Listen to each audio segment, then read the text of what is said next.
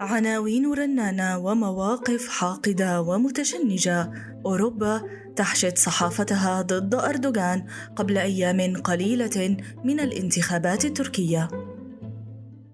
بالهلال المكسور ذو الرمزية السياسية والدينية وتوزيع تهم السلطوية والديكتاتورية، صحف بريطانية وفرنسية وألمانية خصصت صفحاتها الأولى للهجوم على أردوغان الذي يسعى لإعادة الأمجاد العثمانية بحسب وصفهم. الصحف الغربية طالبت بإسقاط الرئيس التركي ودعم مرشح المعارضة كمال كليتشدار أوغلو. The Economist البريطانية وصفت لحظة فوز مرشح المعارضة باللحظة العظيمة لتركيا وأوروبا والنضال العالمي من أجل الديمقراطية.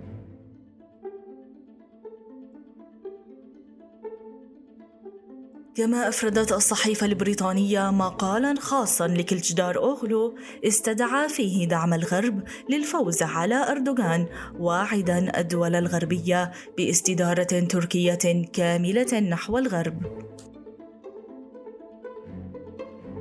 تركيا قوية وخارج مربع الإملاءات الخارجية، يمكن القول أنها هي كلمة السر في هذا الحشد الكبير والمنظم ضد أردوغان. كما تحدثنا في الحلقة السابقة، تركيا اليوم ليست تركيا قبل 20 عاماً. استراتيجية أنقرة القوية على الصعيد الخارجي والتفوق الدبلوماسي الذي حققته حكومة العدالة والتنمية في عدة ملفات لن يكون لصالح الدول الغربية. وبالعودة إلى أحداث الانقلاب الفاشل في يوليو تموز عام 2016 نجد أن هذا الحشد ليس غريباً. لقد أفردت الصحف الغربية أدواتها الإعلامية منذ اللحظة الأولى للانقلاب لصالح دعم أي محاولة وإن كانت عسكرية لإسقاط أردوغان. صحف كبرى كالسانداي تايمز وسانداي تيلغراف واندبندنت والجارديان عنونت المانشيتات الخاصة بها عقب فشل الانقلاب بعبارات: فشل الانقلاب في تركيا لم يحمي الديمقراطية بل قبرها، عنف الغوغاء أصبح مقبولا دفاعا عن الديمقراطية، أردوغان ينقلب على الديمقراطية وحقوق الإنسان.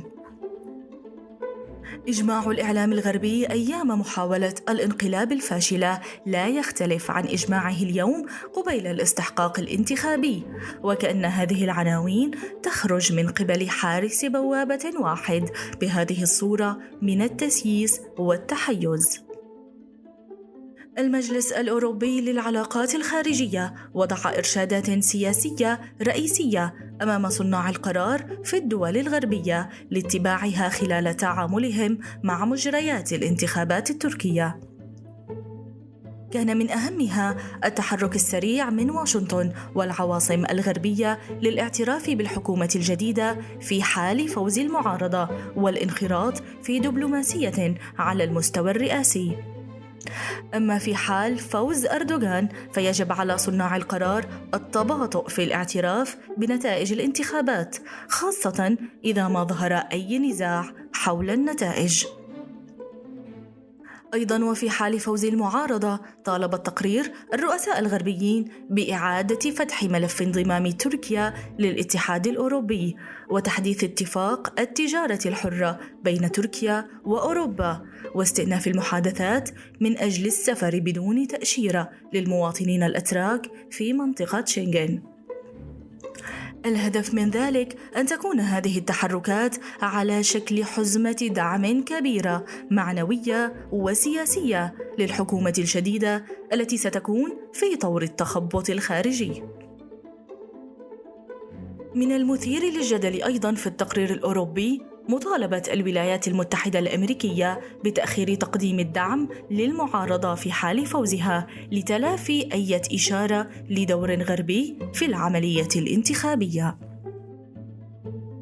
كل هذه المؤشرات تقدم صورة مبدئية عن رغبة غربية ملحة في طي صفحة أردوغان وفتح صفحات جديدة مع المعارضة التي ستقوم بدور شرطي الغرب في الشرق الأوسط وتعيد تركيا إلى صفحات تاريخية كانت فيها بمثابة حدود الأمان للمنطقة الأوروبية، مع العقلية ذاتها التي حكمت في ذلك الوقت وتحاول العودة إلى كرسي الحكم اليوم. لا يمكن أن نغفل أيضاً ما صرح به الرئيس أردوغان حول الوعود التي قطعها مرشح المعارضة للرؤساء الغربيين خلال جولته الخارجية بتقديم تسهيلات بما يخص ملفي حزب العمال الكردستاني ومنظمة جولين بحسب الرؤية الغربية لها.